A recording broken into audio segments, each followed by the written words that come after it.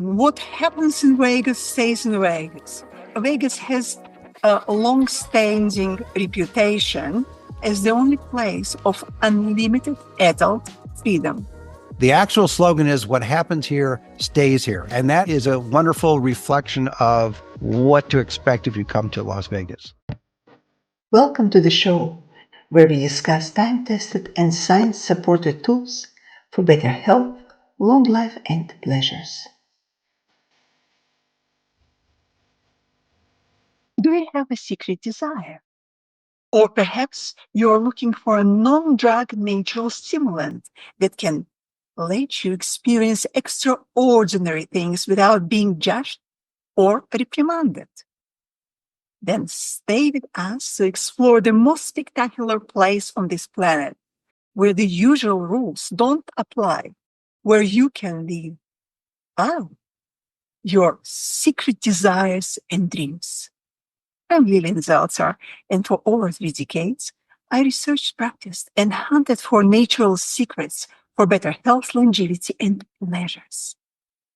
In the process, I discovered many time-tested and science-supported remedies and met numerous wonderful experts who, together with me, share their knowledge in this show with those who want it. Because as Hippocrates said in the 4th century BC, you're not your own doctor, you're a fool. Our guest today is a celebrity broadcaster and host of 2 shows, Talk About Vegas and Ira's Everything Bagel. He is a Las Vegas resident who will help us to discover what makes it tick. Welcome to the show, Ira David Sternberg. Thank you, Lilia. It's a pleasure being with you. I'm at the other end of the globe, so our time zones are different, but our minds are together. Well, Vegas, beautiful Vegas. In the middle of harsh desert stands that beautiful, amazing city that blows everyone's mind, especially when you visit the first time. It's known as a place where fortunes were lost and made, where secret desires and dreams are fulfilled, and where you can release that stress of everyday's life on the green field of poker tables. The green felt. Why, Ira, did you choose Vegas as your home? Well, that's a great question, Lillian. And you mentioned Hippocrates earlier, correct? Yes. Yes, I used to know the man, and he said, go to Vegas. So I went to Vegas. He said, go to Vegas and heal yourself. And you can actually in Las Vegas. I grew up in Southern California, in Los Angeles, for your listeners and viewers worldwide. And I moved to Las Vegas because I was in the world of broadcasting and writing. And I had not grown tired of Los Angeles, but I wanted to go into a different location that would be close enough to Los Angeles to visit friends and family, but at the same time, have enough stimulation separate from your natural stimulation that you always talk about, Lillian. So I wanted a place that had natural stimulation. And yes, Las Vegas has artificial stimulation as well. And we can talk about that. But it is an amazing town. I say town figuratively. It is a city and a county. It's a valley. Has a lot of people. I'll give you an example. The population of Clark County, which is what Las Vegas is in, is 2,336,573. That's Clark County, which includes the Las Vegas Strip. Then you have the city of Las Vegas itself, which includes downtown Las Vegas, and that population figure is roughly 665,640. So it's not a little town anymore. When I moved there, it had about 300,000, 400,000 people. And you tended to meet people that you got to know, and you would keep meeting them at meetings you would go to and social occasions and business meetings, etc. And it was a small town in a way, but it was a very progressive town. I use the word progressive in the sense that there's this public-private partnership we like to talk about where the governments here work with the resorts. And the most recent example would be the Allegiant Stadium, where the home of the Las Vegas Raiders are. And that was built through a combination of working with the county and the state and the Raiders organization. So that's kind of an overview. I know it's a short version because I don't want to bore your audience going too long. But my decision to move here was definitely validated when I got here. I got involved in public relations, broadcasting, writing, gaming, etc. And you could do all those things because it was that kind of unique environment. It is. It is. Vegas is unique. And it is known as the city where almost everything is legal, where Almost. and desire can be satisfied, and where you legally. Yes, and dare to experience something outside of your normal self. Correct. I think Lillian, I think the appeal of Las Vegas is that you can enjoy, have adult experience here, an adult entertainment experience, with one exception, which I'll talk about in a moment. But you can have everything in a concentrated way: dining, entertainment, gambling, retail. If you're a convention goer, these are all things that are all within a very short enclosed bubble, if you will. And you can come in for a weekend and have a wonderful experience. And that's something you cannot replicate anywhere else that I know of. Yes, but there is something else there, Ira. It is something in the air there. I was lucky enough to celebrate an unforgettable New Year's Eve on the street. It was yes. 10 years ago, when my husband, typically a conservative medical doctor, sensible person, was essentially dancing in the street, on the street, with a total stranger. I have pictures to prove. To prove it, of course. There's something in the air there. Could very well be. It's a very welcome. Yeah, it's a very welcoming city, I have to say. Yeah, it makes me discover something special about myself. So it is undoubtedly one of the most mysterious and spectacular cities in the world. Why?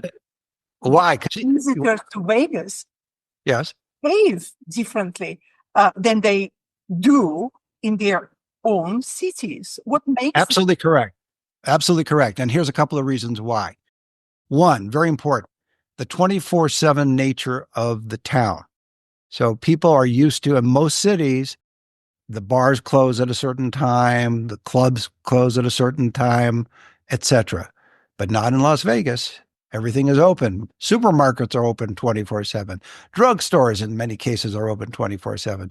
Clearly, the casinos are open 24/7. But you can go basic service, laundry, etc., 24/7. And that right away creates a unique environment. And then plus, you can suspend your disbelief. You can live a fantasy weekend, and it can work very well. Now, for those of us who live here, we live day to day. It's a different situation. But for visitors and tourists coming in, you can create your own reality, as you were talking about earlier. There's also a place, not only a place to let loose, but you're anonymous here. And I mentioned earlier the concentrated experience of dining, entertainment, gaming, etc., nightlife, conventions that are here. People come for conventions and they go to all kinds of things while they're here at the convention. The anonymous part, I think, is good. Unless you do something illegal, then it may not necessarily be so anonymous.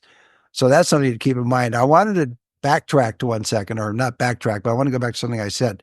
There are adult experiences here, but people may not realize one adult experience is illegal in Las Vegas and Clark County. You have to go to the neighboring county, usually Nye County, to experience what I would call, what's that very delicate term? Prostitution.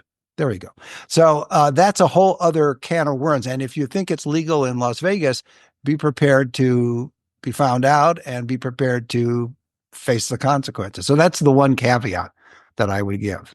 Then let's talk about popular slogan. What happens in Vegas stays in Vegas.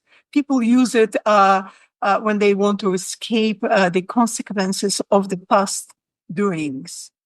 Vegas has a long-standing reputation as the only place of unlimited adult freedom, which has been featured in movies and in the new campaign, Vegas Moments.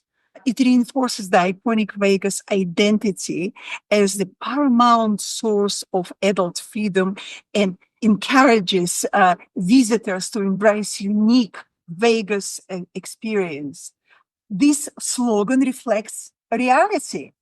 Yeah, but your slogan, the slogan is misnamed. It's not actually what happens in Vegas stays in Vegas. The actual slogan, which was launched in 2003 by the Las Vegas Convention and Visitors Authority as part of a marketing campaign to promote Las Vegas. It was created by the advertising agency R&R Partners. The actual slogan is "What happens here stays here." So it's not what happens in Vegas stays in Vegas. It's what happens here stays here, and that has been such a popular slogan, although it's not used that much anymore. It still reverberates throughout the globe, and it has been a very successful branding for Las Vegas. It's not necessarily reality totally, but it is a wonderful reflection of what to expect if you come to Las Vegas. Well, at this point, I have to mention to our listeners and viewers that Ira and I, we are not promoting Las Vegas because we are paid. We are not paid. It is free program. Correct. Financed by outsiders. So Yes. it's just expression of our feelings to this remarkable city. Absolutely correct. I'm not getting paid, although if you want to send me a check, I'm perfectly happy to get it. But no, I'm not getting paid and you're not getting paid to mention it. And I cover Las Vegas in my podcast that you mentioned earlier. It's called Talk About Las Vegas with Ira. So it's talkaboutlasvegas.com. And I talk every week with a different personality, writer, etc., who reflects Las Vegas or encourages Las Vegas or is doing something with Las Vegas. A lot of entertainers come on the show, writers about Las Vegas come on the show, just interesting people come on the show. And if I might just give a plug to my other podcast, which is you have appeared on, which is called Ira's Everything Bagel. And that is just has nothing to do with Las Vegas, although some guests have lived here and appeared. But I talk to fascinating people like you about your pursuit, your passion, your ideas, and that I enjoy as I enjoy as much as the Talk About Las Vegas podcast because it's such a wide-ranging field of people who write books, people who do interesting things, think about interesting things. And if they go to iraseverythingbagel.com, they can follow it there, or it's also on YouTube and Apple Podcasts and all the usual platforms that are out there. Both of those are on there. Oh, it's so interesting. Well, I actually watched your broadcast many times, and I always find something interesting and fascinating, something that I never knew existed in Vegas. So downtown and the city are filled with celebrities, world famous luxurious resorts, lavish hotels, splendid casinos, full of high rollers, glamorous ladies, shopping malls, delicious over the board restaurants, entertainment, bars, fabulous nightlife, which obviously lets some skeletons out of their closets at night, and those skeletons run free in Vegas. That's why Las Vegas called the Sin City. Can you share with us some of those stories? Well, Sin City is a nickname. It originated in, I think, the early 1900s. And that was when gambling and prostitution actually was common in the area, even before legalized gaming. You had that going on. And it has stayed with Las Vegas, strangely enough, over the decades. People still refer to Las Vegas as Sin City. But what's interesting is there's a big residential community here. In the old days, people would think that the residents lived in the hotels. They don't, and they still don't. There's, as I mentioned, the population figures earlier we talked about. There's some great areas in Las Vegas. There are restaurants that are developing. We have, probably the most number of celebrity chefs on the Strip and some downtown, but we also have chefs opening up restaurants in the outlying areas. And so you have some spectacular gourmet restaurants out there. And Sin City as a name, although it's not used by the locals and it's not used in general marketing or advertising, it seems to still be occasionally thought of that way. because of the fact, again, as you talked about, Lillian, and it's good that it's an adult entertainment feel to it. There was a period of time, and I forgot the years when this happened, but there was a period of time when they tried to make it a family-friendly Las Vegas. And we still welcome families here, but they were trying to make it work from a marketing standpoint, and it just didn't take because the brand is so well identified, I think, with adult experiences and entertainment. Calling Vegas a sin city, it's like adding a little bit of chili in your hot chocolate. It Yes. something to it. Well, but you mentioned new restaurants that open in residential areas outside of the strip and downtown, which obviously attract visitors. And Vegas has over 40 million people that visit it every year, which is almost twice as entire population of Australia. So Right. In fact, we were thinking about having Australia move to Las Vegas, and that way it would have saved the trip. They could just be here all the time. What do you think? I would be the first one on the plane. I can imagine that while it's wonderful for the state's economy, that people go outside of, strip and venture into residential areas, it can negatively impact the lives of residents as some of the visitors don't behave properly outside the downtown and strip. Well, interestingly enough, yes and no. Most visitors and tourists stay within the Las Vegas Strip area and the downtown Las Vegas area. Yes, if some wander to the residential areas for a restaurant, nice, wonderful restaurant that's known worldwide. That's the thing. A chef opens a restaurant, say in Summerlin or Green Valley, these are suburbs of Las Vegas, and all of a sudden the world knows about it because people know everything about Las Vegas.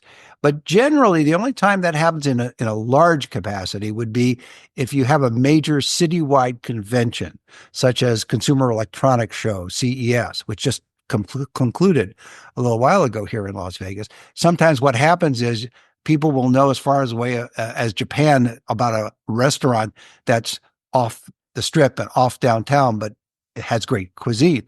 And so they'll book reservations, and it's great for the restaurant. They're doing great business, but maybe as a local, you can't get in because it's swamped. But it's such limited times when that happens that you have to accept it as a tourism town that welcomes visitors. You're going to have some inconveniences. Generally speaking, though, the normal situation is that the visitors will spend time on the Las Vegas Strip. They may go out to Lake Mead, or they may go out to Mount Charleston, etc. But generally speaking, or they can ski in Lee Canyon, but generally speaking, they will stay within that area. Although there's a lot to do here outside of the area. So we're starting to see more and more visitors use the outdoors that we have here. Red Rock Canyon is wonderful. That's something that keep people from all over the world come to hike and to picnic in. So there's so many things. We don't have enough time to go through all of the stuff that's out there. But if you want to know my only complaint about visitors in Las Vegas, there's two. I have two complaints. Are you ready? Yes. All right. First one, when they're walking in a casino, they all of a sudden they stop and they're staring at something in the casino. Well, when you have a lot of people at a casino, that can cause, if you think of it as a vehicle situation, one banging into another because one car stopped and another car kept going. So you have to when you work in Vegas, you have that sixth sense of when someone's not going to keep walking, or they look like they're going to go to the right and they go to the left, and you have to kind of zigzag. So that is a minor inconvenience. The other one, though, is my favorite complaint. And that is we have buffets in Las Vegas. Not as much as we used to when after COVID hit, but we still have some wonderful buffets. But whether the buffets are wonderful, whether they're not, whether they're big, whether they're small, for some reason people will get in and they'll get in line and they'll stare at the food and they're trying to make a decision. And there's a line behind them waiting to get some food, and they're mesmerized about all the food that's there, but let's say they're in front of the roast beef. They're focusing on the roast beef and not deciding. And meanwhile, you've got chicken and you've got fish and you've got vegetables and you've got salad. So I have developed my own unique technique of being able to kind of bop around, if that's a term, move around those kind of roadblocks in order to, if I'm at a buffet, in order to help myself eat. Because yeah, that's the one thing. Just order the food, take the food, and move on. Oh, it doesn't work that way because it's done certain way. The displays are over the board.